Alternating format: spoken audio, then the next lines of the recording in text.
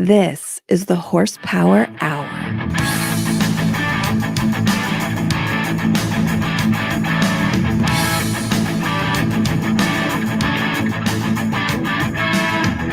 Yes, hello and welcome to another of the Horsepower Hour, the only podcast with a salvage title. Joining me as always is not Coy Forticus and Masterson because he had to step out for the week. He had some stuff going on. I think he's taking care of his cattle ranch down in Utah. Stepping in for him is his cousin, Monroe Jameson Masterson, also strangely a junior and a senior and an esquire, although he is the Duke of Jasmine Pearlty. Thank you for joining, Monroe. But just quickly, because I don't want to confuse anyone, I'm just going to call you Coy this week. Is that okay? That'll work. People have been doing that my whole life, so I appreciate that. Well, you guys are twins. It's weird. I've never seen twin cousins before. Yeah, no, it's odd. People would. Did you come out of the same womb, or no? You're just a brother from another mother? Or No. I was an artificial birthing chamber.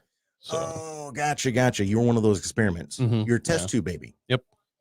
So what happened when you outgrew your test tube? Did they put you in like a beaker, or? They start with a test tube, and then once you're packed in there, like summer sausage, then they go ahead and just move you up to like a torpedo housing. I gotcha. And then they launch you out of that. Got it. So it's sort of like baking soda and vinegar in a small container, and once it finishes mixing, it just shoots out the top. It would be like if you shoved an entire pack of Mentos in your butt. Yeah. And then you chugged a 2-liter of Coke. So your cum came. Something like that. Okay, I gotcha. Yeah, it's more scientific than that, but yes. Well, listen, I appreciate you being here, man. Thank you so much for filling in. I know that we're going to miss Coy very much this week, but I feel like you've got his mannerisms down, right? I do. I've nailed it. It. Watch, I'm going to do my hands. Oh, I'm talking right now. Oh, yeah. So, and I just move my hands around. Elbows out, you know? Yeah. Do you shoot left-handed as well? I do, actually. It Holy actually smokes. took me a long time to train from shooting right-handed to shooting left-handed. Dude, that's crazy. What's even going on? Well, the reason I did it, I know Coy did it because he actually is left-eye dominant. I did it because my right side is the good side of my face. So when I kill myself.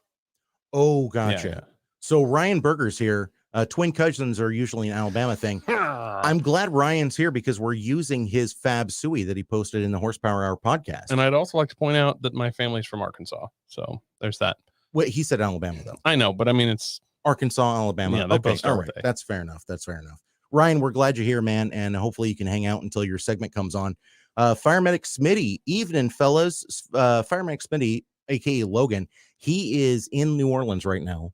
And Hurricane Ida just got upgraded to a Category 5. You know, I know there's a way that naming goes with hurricanes. Ida? I know. Does that sound dangerous? Have you ever been scared of an Ida? What, she's going to sick her cat on you? It can never be like Hurricane Bruce or Hurricane Maverick. Like the bad ones always have to be like Hurricane Skittles. Well, Hurricane Bubbles. I would almost go for like that crazy chick name. Like, Hurricane Maria. You know what I mean? I'm like, oh, fuck. So at the weather station, it was actually Kids Day. It was Daughter's Day, Father-Daughter Day. And so father brought her daughter in and she was allowed to name one of the tropical storms. So Tropical Storm Bubbles is coming. By the way, it's a Category 6 hurricane now. Yeah. It's gained steam. It's going to wipe out. Unprecedented. Yeah, it's going to wipe out the entire East Coast. And it's Eastern Seaboard is way scarier sounding. Oh, yeah, Eastern Seaboard. Yeah, I like that. Yeah, no, it's wiping out the whole Eastern Seaboard, and it's called Hurricane Bubbles. I still think... Oh, the HuManatee! Hurricane Bubbles is ravaging the Eastern Seaboard. Oh, my God! There's so many people dying. The death count is up to 125,000. Hurricane Bubbles is ravaging the Eastern Seaboard. And Fire Medic Smitty says the answer is yes. I'm worried about Ida right now. Shit's getting wild. Yeah, but he's in a brick building with generators and stuff. Also, Brunstad is here from Twitch. Go and check his channel out. I think it's just twitch.tv/Brunstad. Now, it used to be Brunstad TV, but hopefully it's just Brunstad now because that's what I'm shouting out on the podcast for all of the 2 people watching, Coy. And we need to bring back, since there's a hurricane, the genius idea we had about companies buying hurricanes. Yes. Hurricane Ida, brought to you by safety straps. The galvanized rust-proof safety straps hold your house in place like face safety strap. You know what I mean? Yeah. Brought to you by Home Depot and Moda Insurance. And we need some of that football music where it's like, bah, bah, bah, bah, bah, this hurricane's being brought to you by Firestone. If you need an alignment done on your car, get the lifetime alignment at Firestone. Firestone Tire. Get you there safe. I feel like I could do some voiceovers for some of those companies right now. Honestly. Yeah. The hurricane's rolling in, Coy, but you don't need to be scared if you got your local Walmart Super Center where you can get an all new set of 4 tires for $199. Say Walmart again like that. Walmart. Like, yeah. If you're okay, all right, I got this. If you're running low on duct tape, head down to your local Walmart to get you some new duct tape. It's only $5.99 on the shelf. And there's just so many places that could sell so much more stuff. Like you're sitting there, brought to you by Champion Generators, the generator of champions. And they have some stuff going on, showing a guy firing it up on his coffee table because there's 2 foot of water on the floor. Yeah. Is that toilet backing up into your bathtub? Get some Flex Seal while you still can. Down at your local Walmart. He's outside his house. It's Flex Seal. I'm just saying, the Hurricane Ida is here and maybe it will destroy your house. The Home Depot stocked up on plywood. Also, check out our new series of rigid power tools with lithium 18-volt power. And then Hurricane Ida knocked down your entire house. You can do it. We can help. At the Home Depot. You can build it. We can help. Yeah, man. Ida is getting crazy, dude. It is a Category 5 hurricane. Wow. Fire Medics Committee just sent a super long message in. As much as I'm chilling, one of the levees broke here. The barge is floating down the river, headed to the next levee, and the lake that we pumped our water into has overflown and is now flooding the city on the lakefront. One roof of the hospital closer to the eye has been ripped off. What? The lakefront. Okay, I'm going to have to cut this part out of the podcast. Can you tell what he's saying? I've been told one of the major hospitals here is starting to let go. So it sounds like they're getting washed away. Yes? I'm saying roof of the hospital closer to the dike. Instead of eye has been ripped off. I don't know. Yeah, I know it's bad. But just think if Home Depot was there to sponsor this storm. Yeah. This storm. Hurricanes. This storm is being brought to you by Blue Chew. Blue Chew. Hurricane Ida is here and you can flee the city or you can stay here and die. Eye of the storm. Life isn't the only thing that can be hard. It's the eye of the Ida. All right, here we go. Eye of the storm. Hospital roof gone. So we should probably make fun of it. Stop making fun of this now. No, he still has internet. Ooh, that's a good point. Just like how bad can your life be if you still have internet? Just saying. Logan, that's a good point. That's a good point. And now, as soon as he doesn't have internet, we won't know. He'll have just stopped commenting, and then he could, his life could be in peril, or he could have died, like a tree fell while he's at the computer. Well, I don't know. He's Schrodinger's Logan at that point. He could be getting laid, or he could have died. He's in a brick building. Whether he's alive or dead, I won't know until I look. And I'm almost certain never to go to Louisiana. I'm pretty sure the fire chief could have called in like a bunch of hookers and just said, "Hey, boys, now's the time." And I'm guessing that the hookers are going to be on discount right now. Oh no, we had to rescue them from the street. Do you have a little room in your bunk, maybe? Why did it take you 45 minutes to get here and everybody's yawning? Hospital roof gone. What's he saying? Bro, the towers here are built better than the buildings. All right, so you know that he's safe. That's the important part. The towers. So probably the towers he's staying in. Cell phone towers. Yeah. See, AT&T understands how hurricanes work. Yeah, that's right. Apparently the people who build hospitals don't. Yeah. Just throwing that out there. Where are you going? We'll get you there. AT&T. Yeah, I'm guarantee you that those AT&T towers are above sea level. Yes. The hospital, meh. Yeah, that's meh. Last week, I said life below the dike line is your sex tape. Mm-hmm. So I want to apologize to everyone for that joke. We got a little bit of kickback for that. And I do apologize for using that joke. I definitely won't. No longer will I say dikes and below the dike line. That was purely just responding to Coy. It was vulgar and it was not funny. And I regret it, Coy. I don't believe you.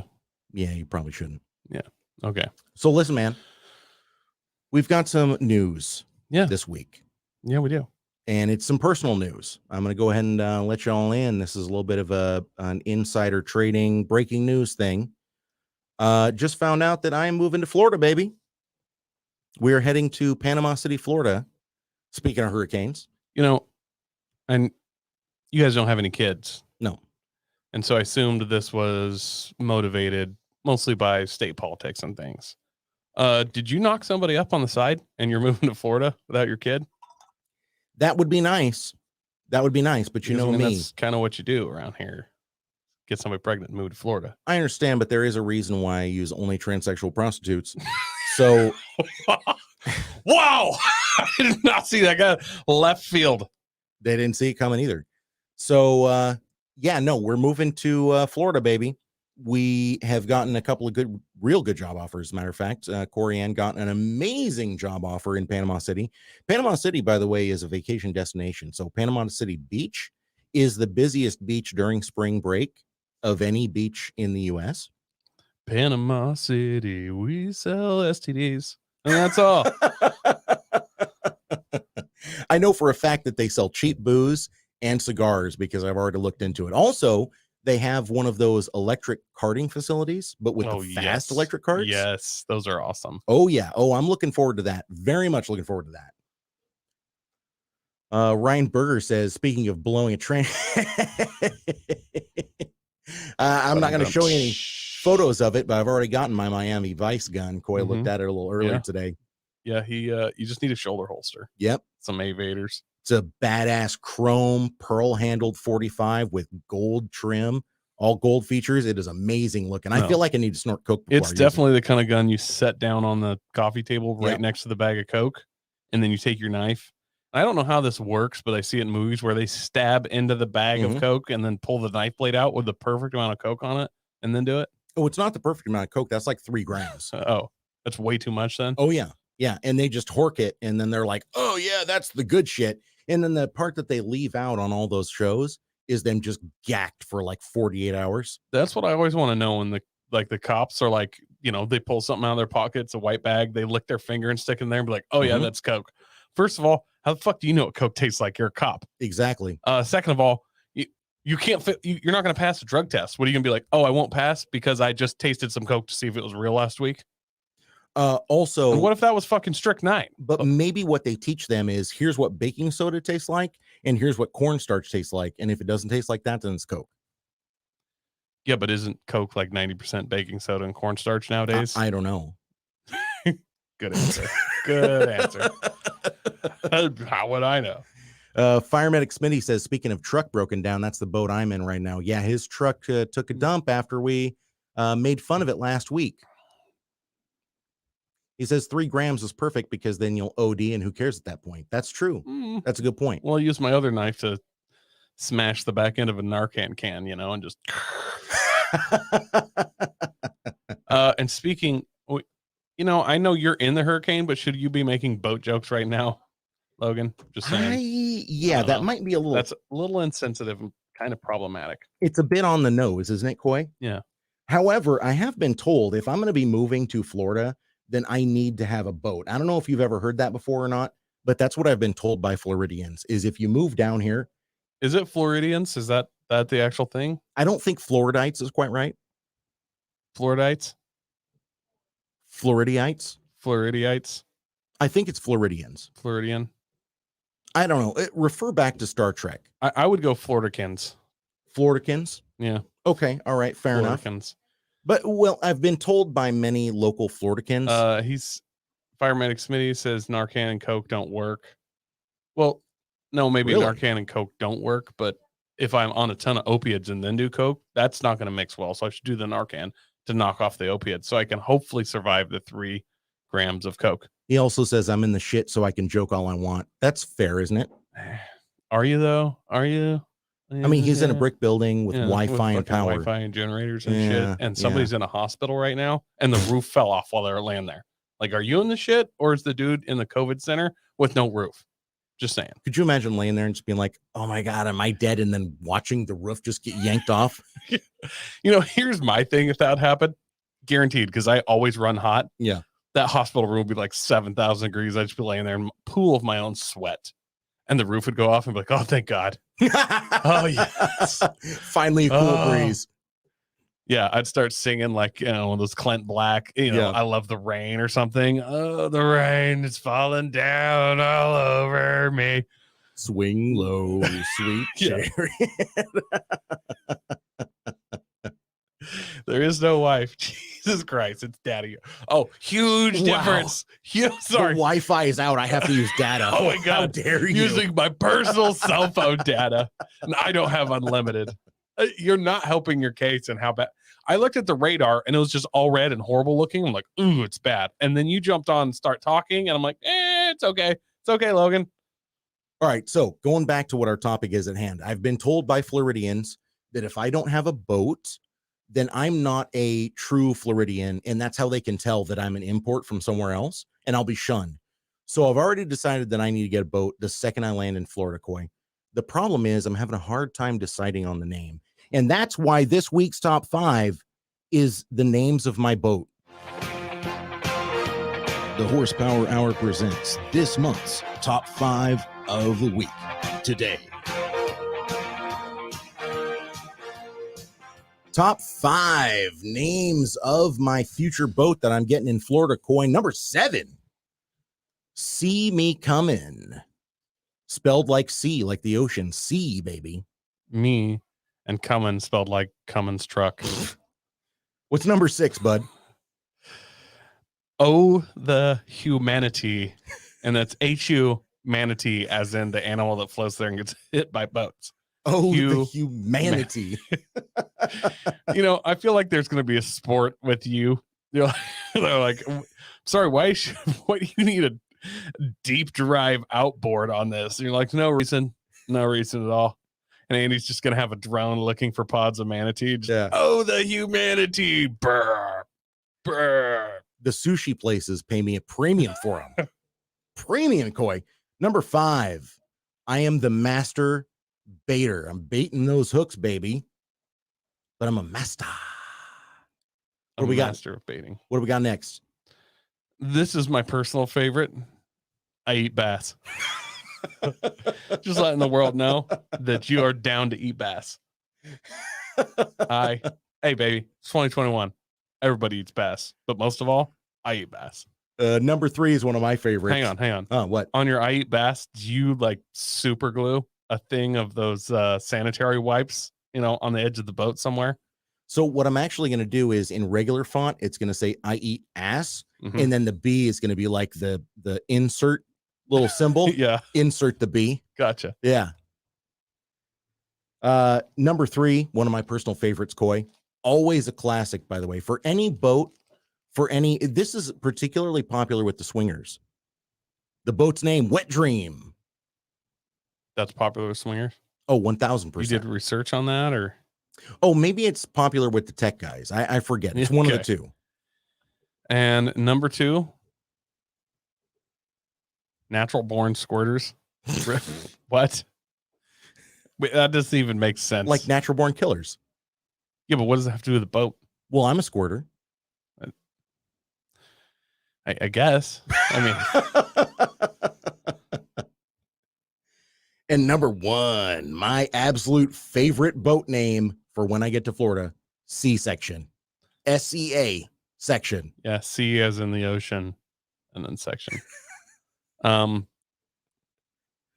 These are names. Coy's trying to process that last one. When I first told him what my number 1 pick was, C-section, he looked at me for about 45 seconds, blank stare, and then he laughed, and then he got straight-faced again. He was just like, why the fuck? I thought we were going with kind of a funny sexual innuendo. C-section. How is that not funny? Well, that's just like a normal medical procedure. Yeah, but it's spelled C, S-E-A, C. You're at C. No, I get that. Wow, way to ruin But, the segment. that would be like if I was like, all right, good. You ruined the segment. Thank you. Sorry, we can add one more. No. Carpal tunnel. We'll spell it carp like the fish. Oh boy. If we're just going after medical procedures, you know. Just saying. Coy. Wow. Listen, Fireman Smitty gets it. He says, I'll just get fucked. Love you guys. Hey, please don't die. We love you. We love you. Seriously, even though we're talking crap about the hurricane, I'd prefer it if you were alive. And also people who live below the dike line. Yeah, other people who live below the sea, but on like dry land, but below the sea, like where Patrick SquarePants lives, SpongeBob SquarePants lives. I don't want you to die. Oh, who lives in a cesspool under the sea? New Orleans, Louisiana. It's, what I'm doing to you is what people with vaccines do to me. They're like, hey, man, if you died, it'd be kind of funny because you don't have a vaccine. I'm like, well, I get it, I guess. Yeah, You only have a 99.6% chance of surviving. I mean, come on. Listen, I think we should get into the news, Coy. We got a couple of quick bits here. Toyota cuts global production by 40%. Wow.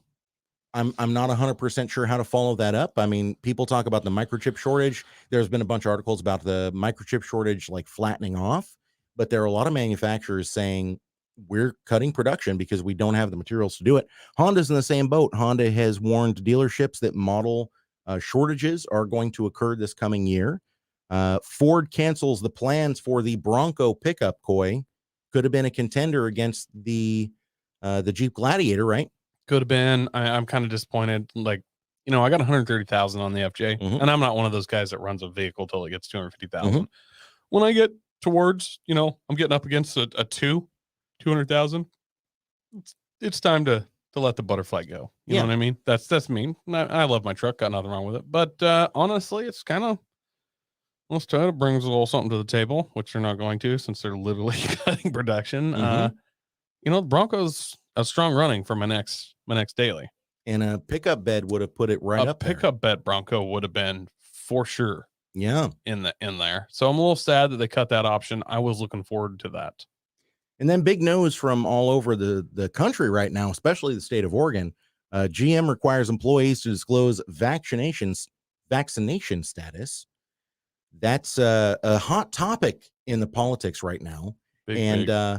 GM is looking to lose around 40% of their workforce because of that, Coy. Did you know that?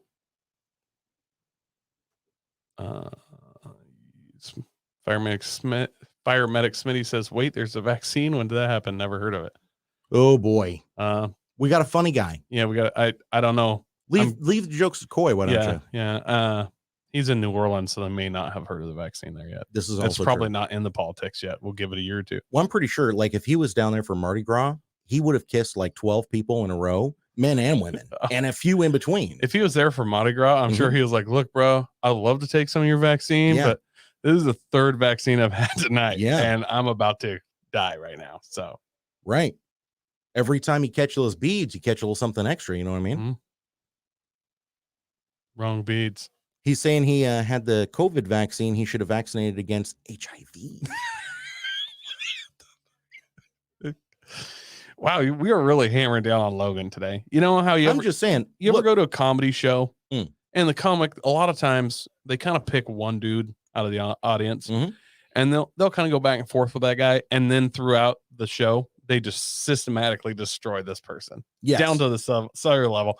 And then at the end, they make it all better by telling them they're a good sport and thanks. Yeah. And then leaving. And that person paid the same as everybody else to get destroyed by a famous like comedian.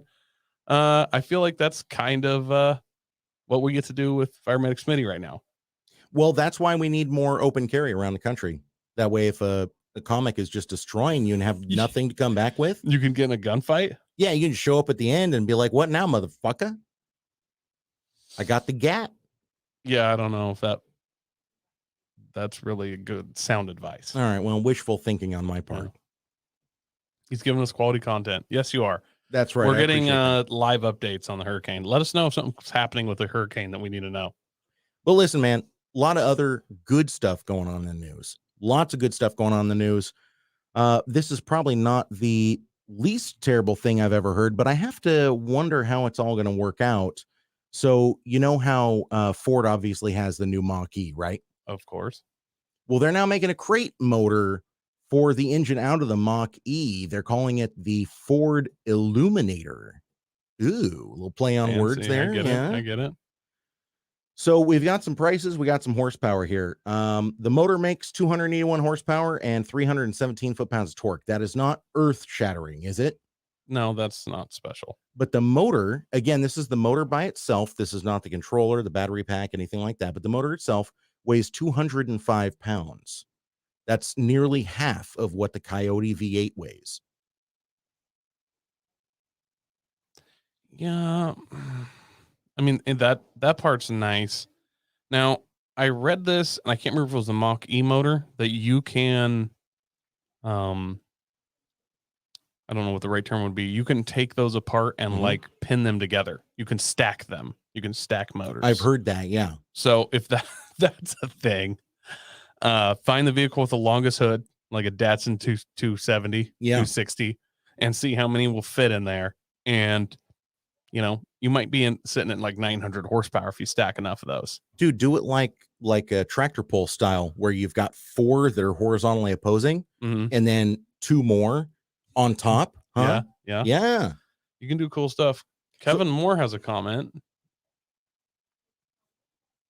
He says, Coy, I bet you're wishing your FJ had the same bulletproof 2.7 I have.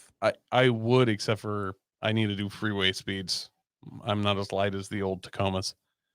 And actually, I don't know if is the 2.7 bulletproof. I have a 2.7 and I like it. It's been a great motor. He's talking about the Toyota 2.7. Oh. I know he has a Tacoma, so those are those are bulletproof for sure. Yeah, this guy just had he's rebuilding his, and I think he's pushing 300,000. Wow. And yeah, they basically just honed the bore and threw factory rings back in. So I had a customer when I worked at Baxter Auto Parts, and he had a land speed car, and it had the Toyota 2.7 in it. And he told me that every year they would just go to the junkyard and get a new one, pull it out, throw it in the car.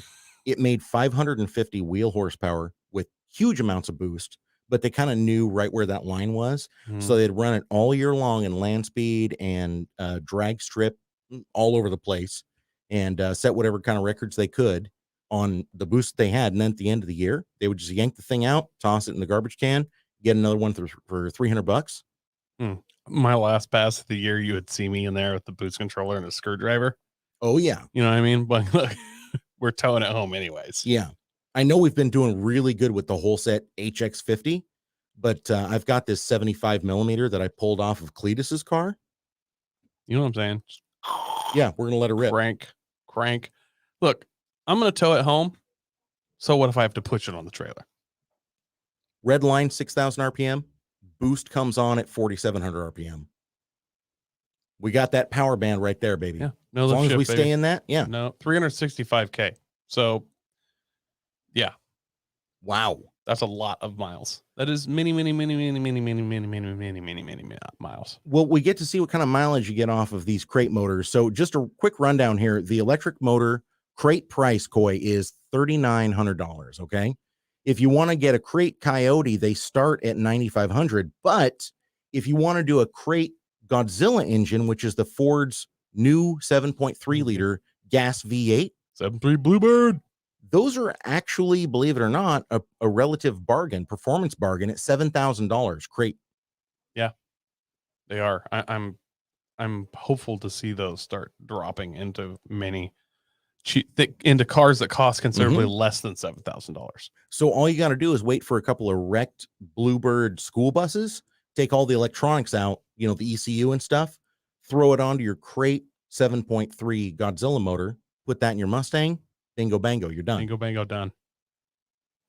Now, what do we think this is going to cost to get a battery, speed controller? You know, you're going to need a throttle pedal, a drive-by-wire throttle pedal that works with all this. Do we just start waiting till Mach-E's are getting crushed? Like, do we wait till there's enough electric vehicles in junkyards for us to start pulling these speed controllers and stuff out of? Maybe. So I'm going to be curious whether or not someone can mate a control system out of like a Tesla with one of these motors. But then again, why would they? Because they have access to the Tesla motors, and the Tesla motors make 500 to 900 horsepower depending on software, right? Mhm. So I mean, it's a little day late and a dollar short, if you ask me. To be fair, though, depending on software, I'm sure there's more horsepower to be had with this motor. I would sure hope so, but these are awfully low figures for what they are. Yeah, I don't know. I don't know enough about these Mach-E's other than Hideous. they're hideous, and I saw a good meme. They're about as Mach-E is about as much Mustang as the Bronco Sport is Bronco. Yeah. Well, I have good news, because if you're looking for a Ford Explorer, you can still get a fucking Ford Explorer, Coy. Let's check out this next news article here. The Ford Explorer ST goes rear-wheel drive. This is the new ST, not the ST line. So the ST line is a completely different thing. The ST line is an appearance package that comes with the 2.3 liter four-cylinder. Okay. But if you get the Explorer ST, you know what that comes with? It comes with a 3-liter EcoBoost V6, making 400 horsepower and 415 pounds of torque. And now you don't have to get your Explorer in all-wheel drive exclusively. You can get it in a rear-wheel drive trim. And you know what that means? That means burnouts for days.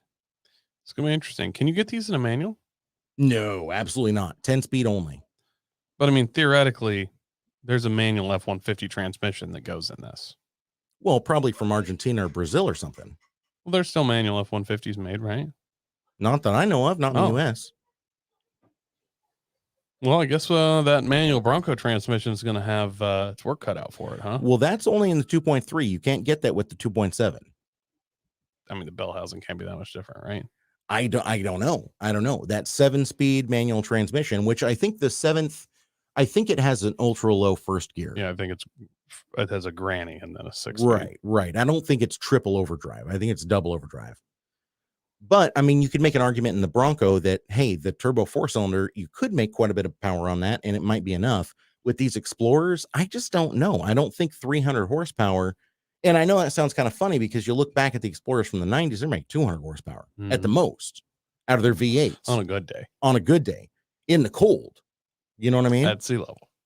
But now these new Explorer STs making 400 horsepower and exclusively rear-wheel drive, I think the next thing we're going to see is engine and transmission controllers that make it some kind of a manual mode.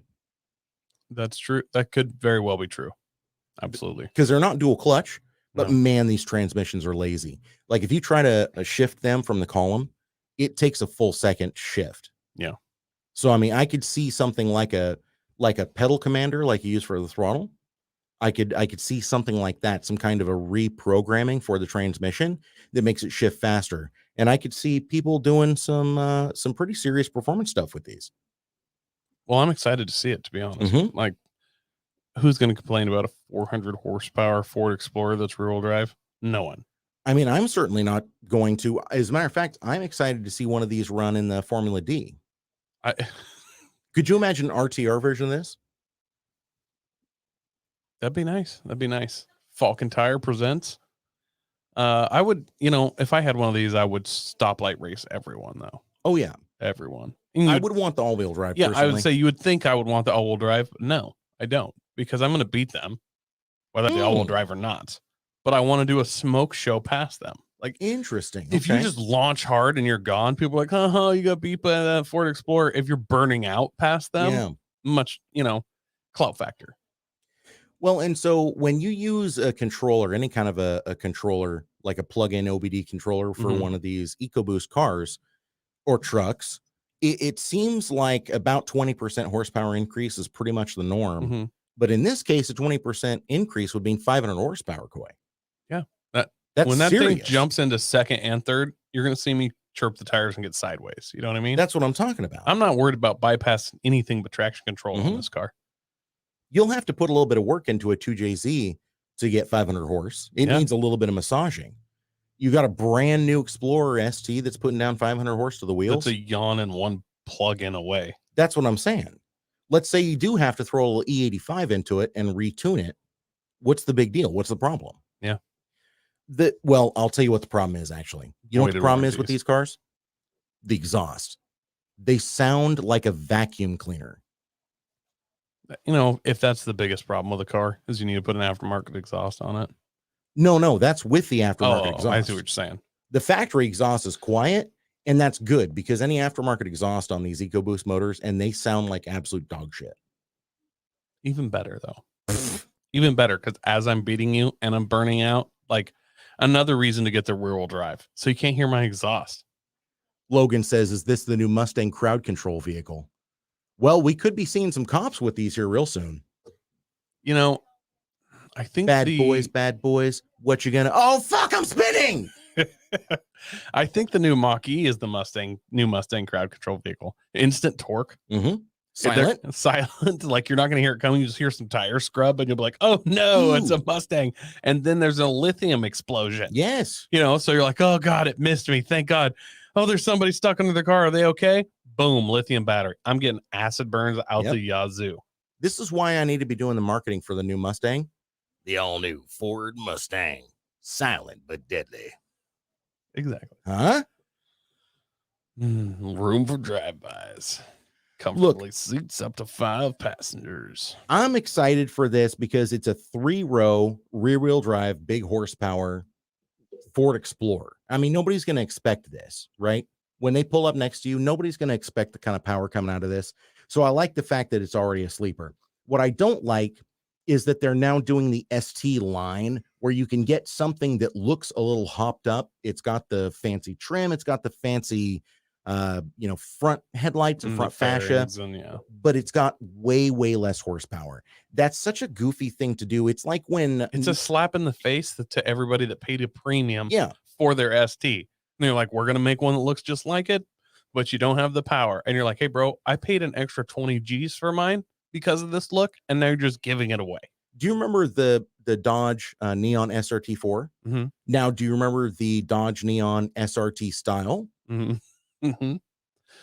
Well, both were hideous, to be fair. I understand, but one of them had just a regular motor that made 150 horsepower. Yeah. And the other one sounded like a tractor. So, pick your poison. I'm just saying, by doing a stylized vehicle, you're kind of taking away from the value, aren't you?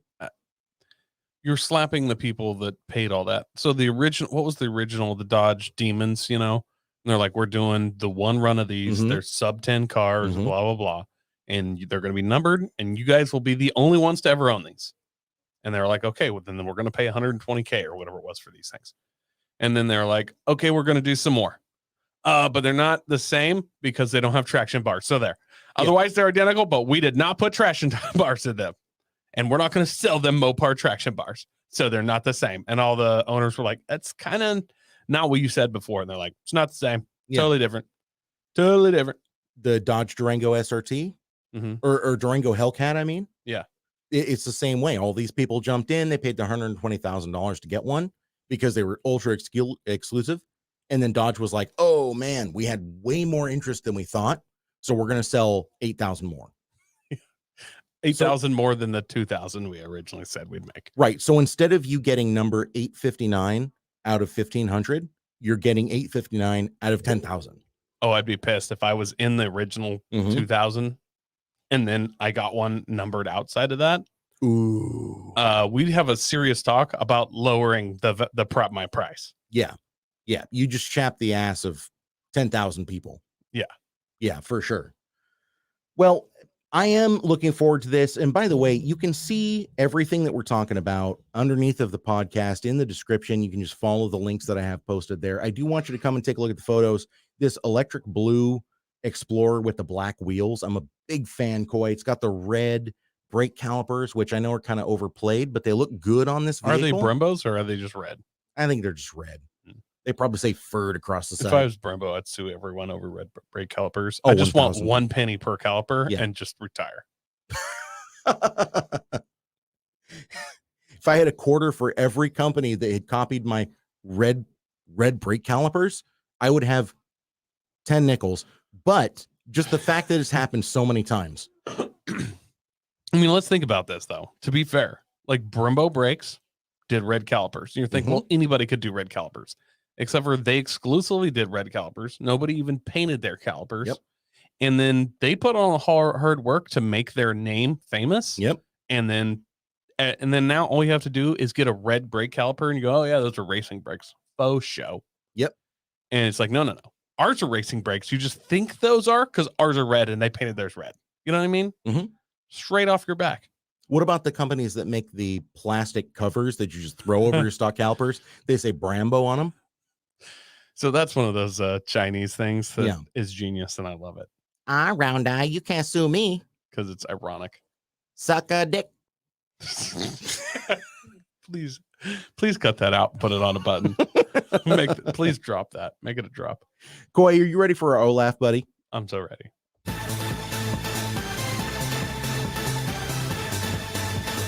Overland is fucked.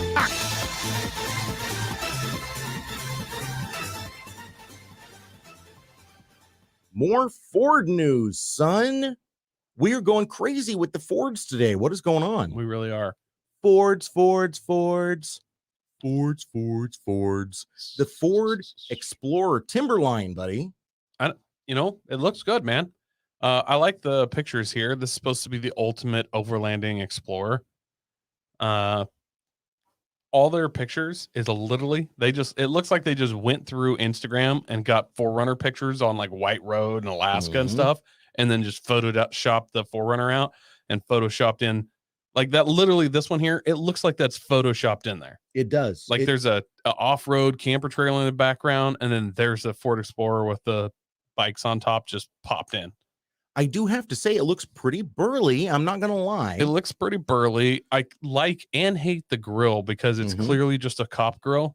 Like instead of the flashing lights, they got some LED like running lights there. Yeah, but it's right where the red and blues would be. Yeah, no, it's that is for sure the black cop grill for the Interceptor ones or whatever they're called. But what do you think about the red trim? I'm not into that. And honestly, if these gain any traction at all, the front bumper's going immediately, right?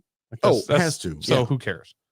You'll just be left with red tow hooks. Yeah, if you have your stock bumper and you're overlanding, you're going to be laughed out of the mall parking lot. You're not going prepared because there's not a worn winch in there, baby. No way, yeah. Shout out to Andy Lilienthal. Yeah. But I actually do like the look of this. I like the look. I like this color they got. It's like a 4-screen, black wheels. And the wheels don't look bad. Nope, wheels don't look bad. They're black. This is a good looking rig. There's no reason this can't be an overlandish type vehicle. So the tires that they have on this are 31 and a half, basically a 32. 265. That's the metric version of a 32. It's comparable. But they say it's got 9 inches of ground clearance, which I'm pretty sure is less than the Subaru Wilderness Edition Outback, isn't it? I believe it is, but to be fair, this has, I'm assuming, an actual low range transfer case. I don't know that it has a low range transfer case. It does have all-wheel drive, and it does have a Torsen limited slip rear differential.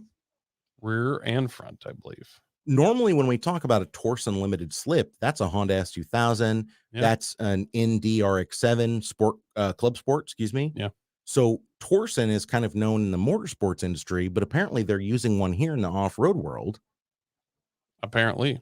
I mean, this is a good-looking rig. Haven't you? But hold on. Haven't you told me before that the Torsen, if you get both tires into a slip condition, then the Torsen's terrible? If you get a tire off the ground.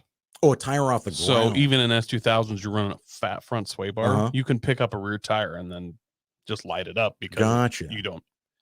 Because those helical limited slips, they need both tires to have some traction. Yes. So yeah, you can.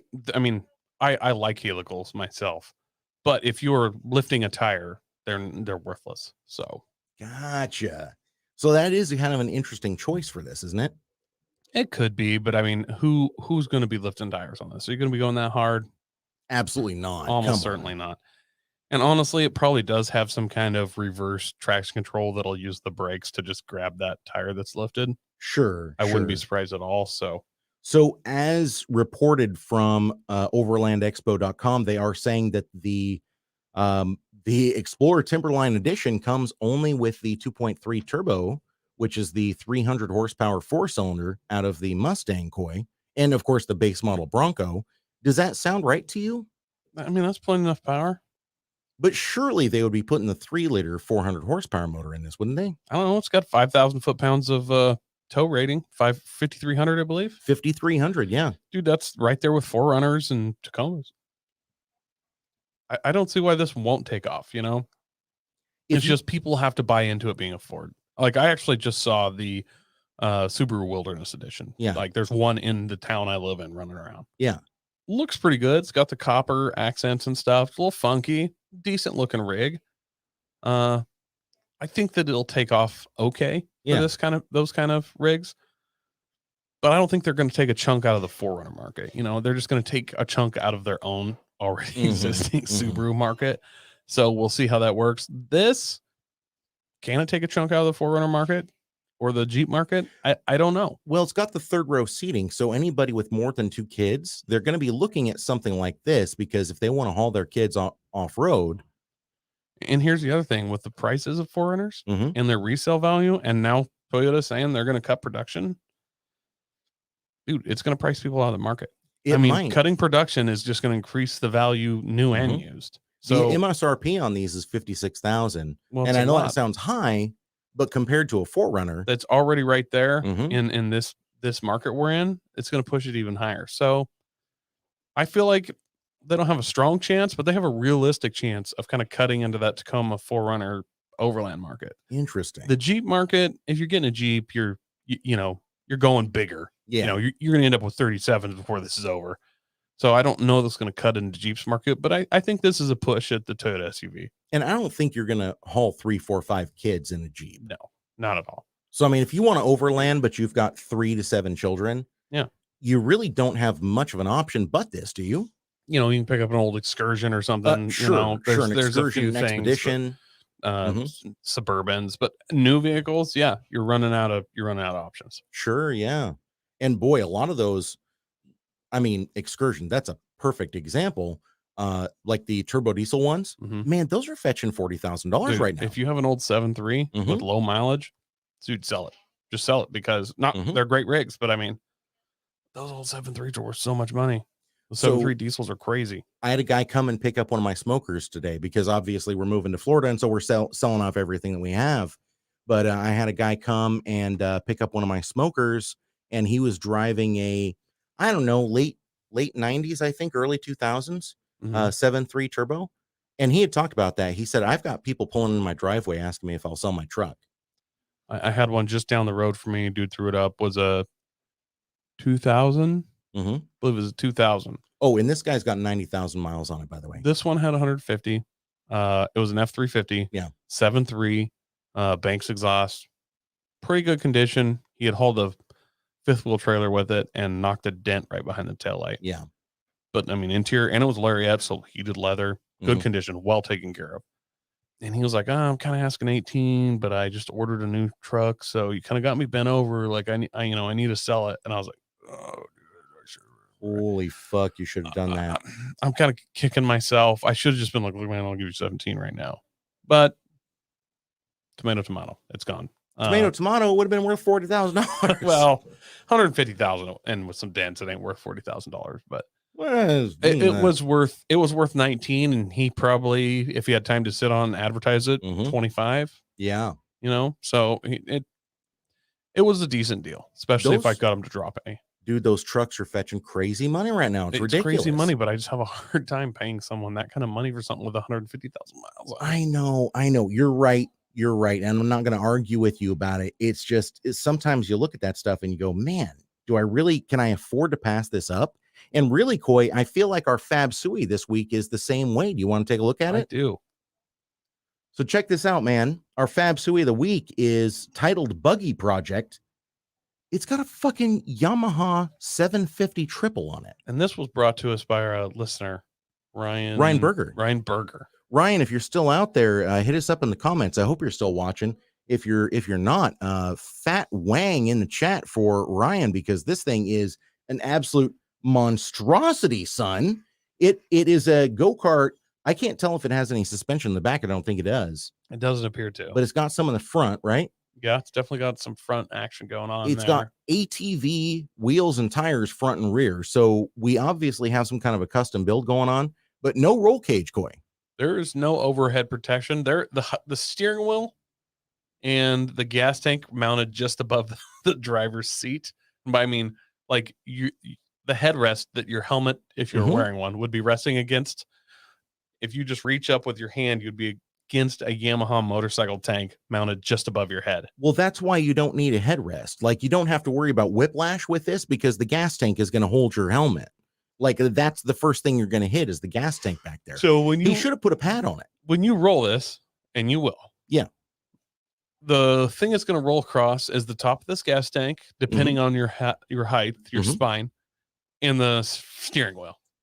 Just below steering wheel length, there is a tall, like rat fink style shifter lever, and then the other side that matches it, just a oh shit handle coming straight up about center line of the steering wheel height, but on the side rail. When I first looked at the picture, I thought that it was doing something, but then when I realized that it was just welded directly to the cage, I was like, oh no, that's your Jesus take the wheel moment. Yes. You just grab that and hold on for dear life. Grab that, grab the shifter with the other side, close your eyes. So obviously with the height of the gas tank, depending on how tall you are, so like our friend Ryan Frisbee, he would have very minor injuries if he rolled this over. Well, our buddy Jaden, who's 6 foot, what is he, 6'1", 6'2"? If he rolled this over, it would break his spine. It would give him one of the Dale Earnhardt injuries. Yes. It would just snap his spine internally. Which I think that's a better way to go, because where this gas tank is situated is straight behind and above the driver's head. And then this is a triple, so the exhaust comes out and out both sides of the engine. So no matter which direction you roll it, fuel's going on to hot exhaust. So if you're short enough to have survived the roll, then you'll just burn. Yeah. Horribly. If you're short enough to survive the roll, then you'll die a fiery death. Hopefully, yes. I do love that the kickstart is still on there, but it's like you got to stand on the back of the motor to run that kickstart. Like, I'm not even sure how and what's going on there. And Coy Ryan Berger is still here. So Fat Wangs in the chat for Ryan. I appreciate you still being here, my friend. And thank you for that submission. I appreciate that. This thing is an absolute monstrosity. I want it so bad. So badly. I also have to point out this giant motor is almost centered above the rear axle. Right. There is no way this thing doesn't rip big, stinky wheelies. Now, quick caveat. This is an engine from the 70s. It came out of the Yamaha XS 750 bike. It's from 1977, 78, 79. So it doesn't have huge amounts of power, but I'll tell you what, 70 horsepower, that's still enough to get this thing down the road. Yeah. And it's going to have a, 5-speed transmission? And that motorcycle had 109 mile per hour top speed. I can't imagine that this has too much less of a top speed. I feel like it's 85, 80, you know? I'd go 90 easy. You think so? Well, yeah. You got smaller tires and you got 4. So these are, knobbies. There's a lot of drag. Yeah, but we don't know what he's doing with the gear ratio in the back. That's true. Top speed's up there. We can safely say. So with Fabricated Suicide, we have to say, what is your body count, Andy? Paint a picture with your tongue. Well, listen, this thing is a ready-made sand rail. So I already know that I'm going to the dunes, okay? It has suspension, so I'm going to try to see how much air I can get underneath this thing. There's a scale for how much air something catches. A skateboard at the X Games is up here. A rented Ford Focus is right below that. Yeah. But this go-kart buggy thing is right in between the two. It's sandwiched, all right? It's sandwiched in between skateboard at the X Games and rented Ford Focus. But here's the thing. What's happening in Oregon is you got all these hipsters that are like, oh, we're going to drive out on the sand, bro. We're going to drink some fucking Olympia beer and some PBR, and we're going to have a fucking good time. But none of them have any of their ATV licenses, so they don't have flags or anything like that. So what's going to end up happening is I'm going to be going down a dune and back up the other side of a dune. And I'm ready to see how much air this thing can catch, right? Like, I don't want to be Tony Hawk level, but I definitely want to beat my mother-in-law in a Ford Focus that she rented when we're cruising across Orcas Island for vacation. Yeah. So I'm up there. I'm maybe 6-7 feet in the air, okay? Okay. Tall enough to where I can't see the tops of the vehicles that are parked, which are mostly going to be Porsche Cayennes and Hyundai Genesis. Genesee. Genocide. Well, I think it might be Genesis. I've heard it both ways. But a lot of fancier cars, Volkswagen GTIs, that sort of thing, right? I'm going to come over the top of this dune, and I'm not going to realize that there's a whole crowd of college-age kids all drinking PBR and vaping. Mm-hmm. And then I'm just going to skim the tops of their vehicles, and I'm going to come crashing through the crowd. I envision myself decapitating about 4 of them before I come landing down onto the dune right where a tree is. They've dragged over some driftwood because they want to start a bonfire. And this piece of driftwood, it's a giant log. It took all 10 of them to drag this thing over here. And then, of course, I don't see it. And it's got these dried branches that have been floating in the ocean since Fukushima blew up. Yeah. And this son of a bitch just skewers me right through the middle. And have you seen the end of the Firefly movie, Serenity? Yeah. I'm wash, and it just goes straight through the middle and just stops me dead. Yeah. Right? Yeah. So my body count for this right now is a 5. 5. This is a tough one for me to body count. It's for sure a 1, Mm-hmm. But how do you take people with you? Sure. So I think once again, you have to get creative. Yeah, you do have to get a little creative. But honestly, I think I'm in the backyard. Hang on a second. We got Oh yeah, Ryan Berger says up here we don't have much sand. Take that thing mudding. So Ryan, just in the comments, you don't have to justify it. Just tell us what your body count is. So I think that I'm gonna actually just be like in the backyard of one of my buddies' houses in town. Mm-hmm. I'm gonna be explaining the massive amounts of wheelies this can do. I'm gonna be ripping some wheelies in his backyard. It's not big. It's in town, but still, I can pop a mean wheelie. Mm-hmm. I'm gonna get a little too close to the fence, and I'm gonna roll it over on top of myself. Obviously, it's gonna burst into flame. Sure. I think I'm tall enough that I may not be dead, but I don't feel anything except for on my face. Mm-hmm. So yes, I'm screaming because my face is in pain from the fire, but it's not as painful a death as it could be. Because you've Dale Earnhardt yourself. I've Dale Earnhardt myself. I may not be conscious. Yeah. We'll see. But I'm thinking, you're like, woo, it's hot in here. That's like I'm surrounded by clouds. Yeah. And I so see my dead grandmother. What are you doing with that pineapple? Don't eat it like that. So I think that what's that gas tank? Probably 3-gallon gas tank. Oh yeah, easily, yeah. So that's dumped everywhere and it's on fire. Yeah. A bunch of old wooden fences, housing development. This organ is a tinderbox. So this directly only kills me. I think you spelled dumpster fire wrong. Tomato. Directly it only kills me. And in the ensuing fire, probably only kills 2 more elderly people that couldn't get out in time, but ravages a community. Yeah. You know what I mean? Just burns down 500 houses. Yeah. All of the townhomes that were built too close together. Yeah. So for me, this is a 3. Okay. All right. That's a 3. That's fair enough. What does Ryan say here? We're actually going out on a limb here, reading his comments out loud. Probably just myself. A lot of wildlife is going to get clipped, and then the gas and exhaust explosion starts another forest fire and kills a lot more. Yeah, that's basically what you said too. Kind of in my same vein. Kevin Moore said at least 5 of your friends waiting to ride, and they all stand too close as you drift the shit out of it right into them. That's another likelihood. That's fair. That's totally fair. I think this is safe. This is safe. A safe 5. A safe 5. Yeah. We have a lot of people here kind of in that zone. 3 to 5. Well, that finishes up our Fab Suey. Of course, if you think something different would happen with you guys, drop it in the comments. We always want to see that. Coy, I have a funny story for you, though.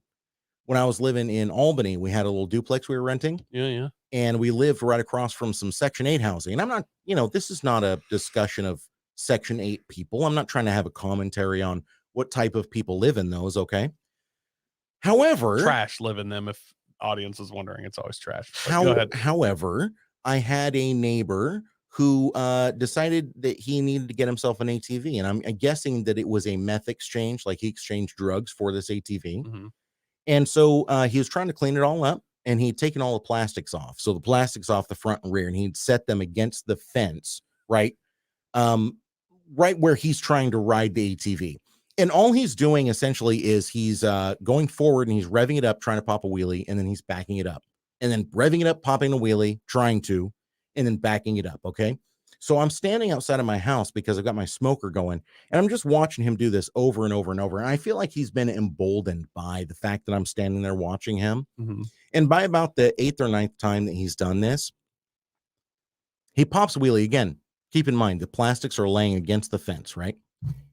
He tries to pop a wheelie, doesn't pop a wheelie, and just blasts over his fucking plastics. Just blasts over them.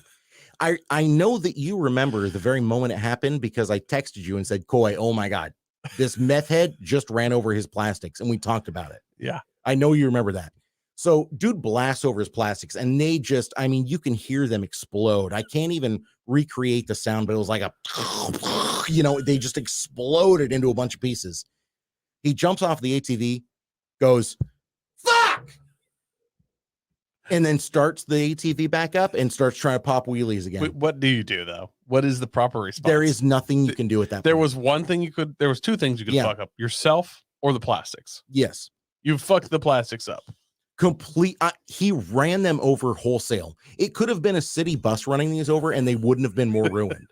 We're not talking about he just landed on them with the front tire and it kind of cracked them. We're talking wholesale. The entire ATV ran over the plastics and they all just exploded. They shattered. To be fair, I kind of like the cut of this guy's jib. Not the stupidity of running over your plastics. And not the drug dealer part. Not that part. Okay. But the part where I've now ran over the plastics. Now I've screamed fuck. Yeah. Like we've got it out of our system. Now, moving on from here, nothing will bring those plastics back. They're cracked. Well, I mean, there isn't a plastic welder in the world and zip ties that will really bring those back to new. But he did head into the house and beat his children. But the part where you just keep trying to pop wheelies, it's like, well, I was enjoying myself popping wheelies previously or trying. Yeah. I'm going to continue now because it's like getting a speeding ticket. So you just get back in your car and continue speeding. So you condone having that outburst of anger and then running in and punching both of your toddlers in the face and maybe even your baby mama and then jumping back on your four-wheeler and going. You got to have an outlet, bro. Everybody's got a hobby. No, it's like we either got kids or we got drywall, right? I've always haven't gotten a ticket in a long time, even though I'm pretty sure I have one in the mail right now. But I got flashed hard and I was doing some stuff. But I always try to have the right attitude. Like I get pulled over. When I did get pulled over, there was only one time where I feel like I shouldn't have got a ticket. The rest, I was obviously doing what I was doing. Yeah. But I'd obviously been doing that shit a lot and hadn't gotten caught. So I was always kind of looked inward and just like, well, you got me 73 and a 55. Good on you, buddy. Karmically. I was doing 90 yesterday. Yeah. So good on you. Yeah. And I did the same thing. You'd get the ticket and you go, fuck, $300. All right. Stuff that in the glove box. Peace out. Continue speeding. Yeah. You know what I mean? Moving on. And I once had a buddy with me and he's like, why are you so calm? Like, why aren't you more angry? And I'm like, what? He already caught me. What are we going to do now? Right. Let's go get burgers. We'll chill out for a little bit. Moving on. And then we're going to go street race. Give it a couple hours and that cop will be gone. Let's see here. Ryan says, you don't know those kids. They might have deserved it. Exactly. They might have been assholes. See? Ryan's on my side. He knows what I'm talking about. Actually, my wife, she used to have a 1993 Champagne 240 SX hatchback, an S13. Yeah. You remember she loved that car, right? Mm-hmm. She also got 4 tickets in a row over the course of maybe like a 6-month span. Yeah. And got her license suspended. Well, there's a certain point where you have to take measures to not get tickets. You know what I mean? Turns out driving in the gravel at 40 miles an hour next to stop traffic in Portland is not that line. No. Yeah. No, that's not. There's certain stuff you can do where cops don't notice you. Sure. You can run red lights.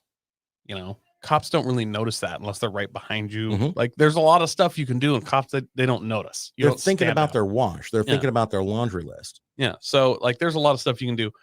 Passing parked cops on the shoulder and not asphalt shoulders, gravel shoulders, like cutting through farm fields to get around them and then turn onto the road everybody's waiting to turn on. No, that they will notice. And now they're angry because you were passing them. You know what I mean? They had to put their donut down. And let me tell you something. If they have to put their donut down, you're getting a ticket. You weren't hiking loudly next to a sleeping bear. You hiked loudly next to it and then took a stick and switched that thing's ass. You know what I mean? Right. There was a cougar with her cubs and she was just sleeping, but you had to throw some fireworks in You there. weren't playing with the cubs, Mhm. and she got angry. You start smacking them around. Right. You know what I mean? You're throwing it in the air. Yeah. You literally picked one up and went goo goo gaga. Yeah. Yeah. Good. Not good. No. So you basically have called it upon yourself. I once got a ticket. I was headed back from the coast. Actually, it's a funny story, Coy. I had gotten an interview with the, the NOAA, the National Oceanic. What's the rest of it? It's NOAA. Yeah. They had offered me a job, and it was a fantastic job. I never should have turned it down. Well, maybe it's a good thing when I turned it down now, looking back at it. But I mean, it would have been too crazy of a commute, Yeah.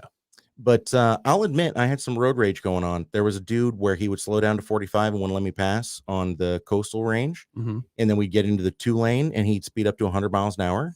And then the 2-lane would go back down to a 1-lane, and there were lots of cars coming the opposite direction, so I couldn't pass. Mm-hmm. And he would slam on his brakes down to 45. And so finally, I just said, fuck it. I'm going to pass this guy no matter what. And I floored it in my truck. And keep in mind, my pickup has a governor at 90 miles an hour. Mm-hmm. This state cop, he passed me, or I passed him, going 98 miles an hour, which you'll notice is over the 90-mile-an-hour governor. Mm-hmm. It's because with my boost controller and those turbos running 20 PSI, if you just floor it, they'll actually hit the governor and then blast past that because you've already got so much momentum going. You've got enough boost built up. It can't. Yeah. So I'll actually do 100 miles an hour in my truck. The boost and throttle cut has already cut in at 90. It's just the momentum that carries me up to 100. And then I go back down. So he happened to catch me on that while I'm up. And I didn't quite know what was going to happen. I knew that he was turning around the second that I passed him. The very second I passed him, I could see him turning around in my rearview mirror. And I was like, fuck, do I slow down? And I didn't slow down. I just kept my foot hard down onto the ground. And I thought, okay, is he going to catch up to me? I'd already made the pass. I'd already made the pass. The problem is we were coming up on a straight stretch, like a long straight stretch. Uh-huh. And so I kept my foot down hard on it. And then in my rearview mirror, I saw the red and blues. And I was like, fuck, I know he's coming to get me. So as soon as I saw the red and blues come over that hilltop and I could actually see the red and blues, I was doing 90 miles an hour as fast as the truck would go. But as soon as I saw the lights, I just thought there's nothing I could do. It's the coastal range. It's 2-lane highway. There's nowhere to pull off. Like, what am I even going to do? Pull into somebody's driveway, Mm-hmm. And so as soon as I saw the lights, I just slammed on my brakes and pulled over, and he fucking right in behind me. And of course he, how fast you're going? And I said, nope, I don't. And he was like, I got you at 98 miles an hour. And I said, I don't see how that's possible. His truck's governed at 90. And he didn't even skip a bit. He didn't laugh, didn't bat his eyes. He was just like, listen, 98's way too fast for this road. I don't know, where do you think you're going? And I was like, I'm headed home. I don't know. I was trying to pass people I didn't notice. And he's like, well, that's not good enough. License registration. Went back to his truck, or his car, excuse me. Came back to my truck, wrote me a ticket. He was like, that's way too fast. You're lucky I'm not towing your fucking car. And I said, all right, hey, I appreciate that.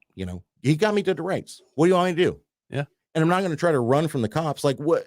Once he sees me, once we're line of sight and he sees me and I just leave it floored, do you think for a second I'm not going to get hit with running from the law? Yeah. No, it's happening if you do that then.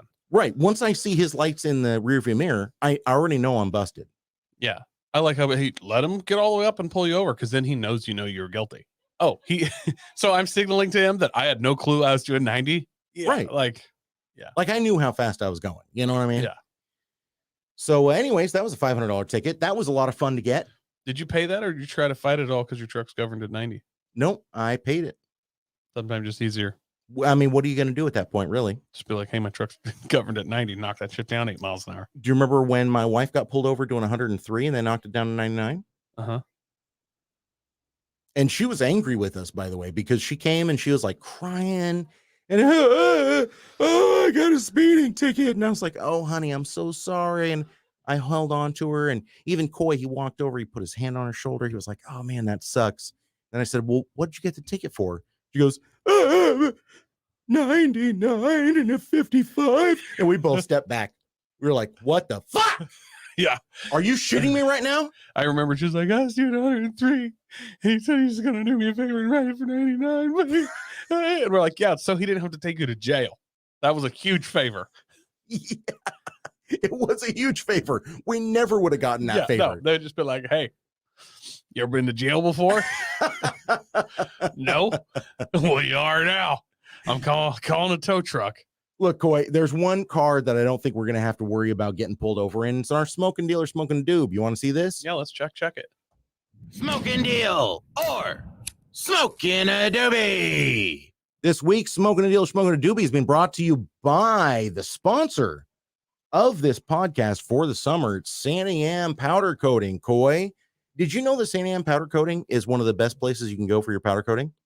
I do. I've taken stuff there before. Did you know that if you leave a review for this podcast, you have now entered to win a 20% off coupon for anything that you have done at Santa Am Powder Coating? And just to be clear, all I have to do is click on the thing I'm already listening to and enter a review. 1,000%. Well, that seems like a no-brainer. It's a no-brainer. How many people are leaving reviews? Couple, 3 or 4?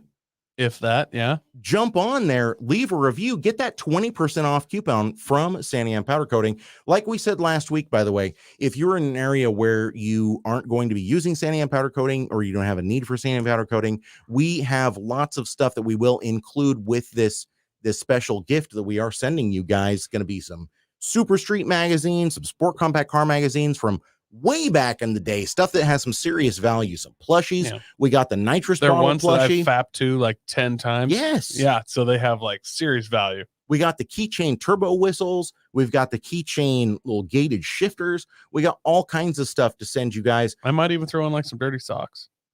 I have an Arbonne. Do you remember? No, excuse me. Not Amway, Avon. You remember Avon? Yeah. Pink Cadillac, baby.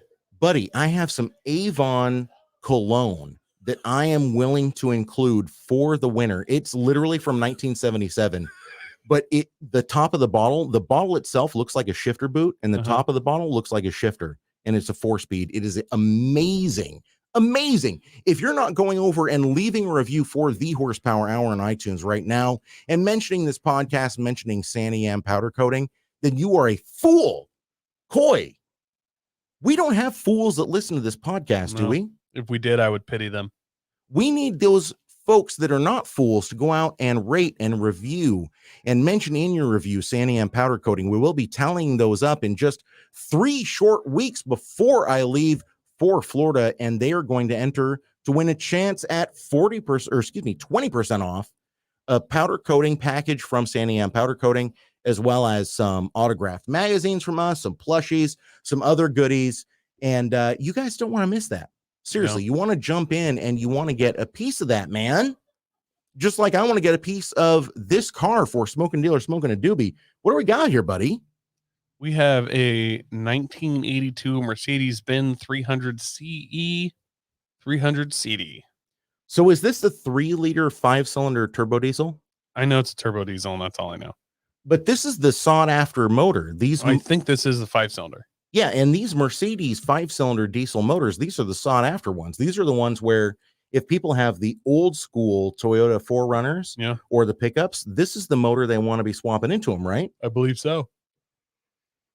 So this thing, unique car, 1982 Mercedes-Benz 300 CD, came from the factory with an inline 5-cylinder 3-liter turbo diesel OM 617. This one has an engine swap to a 6-cylinder 3-liter OM 603. The OM 603 is, of course, the tougher one. I know that these ones can produce up to 300 horsepower and 500 foot-pounds torque in their stock trim, depending on how you set them up. And they've become very popular for the Overland crew. I know a lot of Jeepers are swapping these in, too. Yep, these are popular motors to swap. Coy, this thing, I don't even know what to say about this. He's cut a hole in the hood and done a top mount turbo setup. A whole set HX35. All the rage. Put a massive intercooler through the low beam headlights. What do you think of the cat eyes high beams? You know, I don't hate it. I don't hate it. Like if we're doing stuff with the headlights, that's not bad. It's not bad. I mean, it's better than Grumpy Eyes. I give him You know? style points for that. Yeah, like it's not bad. He took the grill out and then kind of hooked it to the front of the intercooler. It's being kind of, I don't know, hard to explain. It's 3-4 inches away from the actual placement it's supposed to be in because there's a giant intercooler behind it. He has kind of a snow camo paint job, some gold. I'm sure they're knockoffs, but BBS wheels for all intents and purposes. I don't think they're BBSs. I think they're actual Mercedes BBS. They call them basket weave wheels. Oh, could be. The 15-inch basket weave wheels with the chrome lip all the way around. And I like the paint scheme, quite frankly. I like the snow camo. It's not bad. He has the fender mirrors. Now, I don't know if that's a Mercedes. Did they make a fender mirror? No, that's a JDM. That's just some JDM thing he did. Okay. But it looks good, honestly. No, it doesn't from look the bad. outside. Doesn't look bad. I actually like the way this car looks from the outside. It's not hella flush, really. It's just lowered and looks decent. Do you remember at some point I had said I wanted to do this paint scheme on the Protege? Yeah. Although we were going to do digital snow camo, and this is more like Soviet Union snow camo. Yep. I feel like this car is screaming Wolverines. One of the things I like is how much oil is around the exhaust pipe that dumps out the hood. Yeah, this thing rolls coal on yourself. Have you ever been like laying on your back, pleasuring yourself, and then like, you know how like when you accidentally like drop a hose and it's like that you've already locked it on and it just starts spraying everywhere, and you do that move to yourself, you know, you're like, no, it's in my beard. Well, normally I just open my mouth and stick out my tongue. Never mind. Okay. That's what this guy's doing to himself. He's definitely shooting it in his own face. He's rolling coal on himself. But again, I don't think the outside of the car looks bad. It's got the little, lip spoiler for the backside. I mean, this is not a bad looking car from the outside at all. The reason why I keep bringing up the outside is because once you move to the interior, things start getting weird, Coy. It gets weird fast. So he calls it a camo foil, but if I'm being totally honest, it just sort of looks like a fabric, like a bed sheet. It looks like a insulation blanket, maybe. I don't know. He's added it on the back of the driver's seats, kind of done. Everywhere else, like it's literally not tucked under the carpet. He pulled the dash out and tried to redo his own dash with this snow camo blanket stuff. Yeah. And it just looks sad. It's all wrinkled. None of it is good. It's all wrinkled. Look at this, Coy. It's wrinkled everywhere. And it's like I said, he didn't tuck it under the carpet. He just like threw a floor mat on it. This looks like my grandmother covering her furniture because she thinks I'm going to masturbate on it. It looks like somebody set up like a decontamination tent inside his car. Yeah. Like one of those FEMA tents. Nothing smoothed down. It looks horrible. And it still has the tan trim on the edges of the doors and the tan leather seats. And then FEMA tent everywhere else. I don't know, man. I have to deduct some serious points for the interior. Just glancing at the outside, I was like, I'm kind of nodding my head and being like, man, this is an older Mercedes diesel, like turbo sticking out of the hood, kind of crazy paint scheme, but just it's kind of hitting all the marks. And then we opened the driver's side door and I went, oh, what was wrong? It's a Mercedes. Was the interior that gross to you? Right. Can't you just leave it alone? Like, can't you just drive it with a Mercedes interior? I get that it was tan, but like, you know, you're doing some kooky stuff. It can have a kooky tan interior. It's a rolling love seat. What's the problem? Yeah. Like you literally kind of ruined it. That being said, what's he pricing it at here, Andy? So he wants $4,400 for it. It is from Maryland. Isn't that MD, Maryland? Maryland. Oh my gosh. Fire Medic Smitty says, did someone say FEMA? Wow. Look, I said femur, but I'm originally from Brooklyn. So there. I broke my femur. You're from Boston. Hey, Doc, come look at my femur. But how do you like them apples? Anywho, let us know if you're dead yet, though, Logan. How's it now? Is it more real than it was when we started the show an hour ago? Are you getting swept away, son? Yeah. Look, man, this Mercedes, $4,400. All right, so every week we do this, and I know we explain it almost every week, but let's go ahead and go through the motions here. So we need to discuss what we think it's going to sell for and then what our price will be. If my neighbor was selling it, right, what price would it be before I walked over and pulled the for sale sign out of it and said, I'll take it? That's what I mean. You know That's what I mean?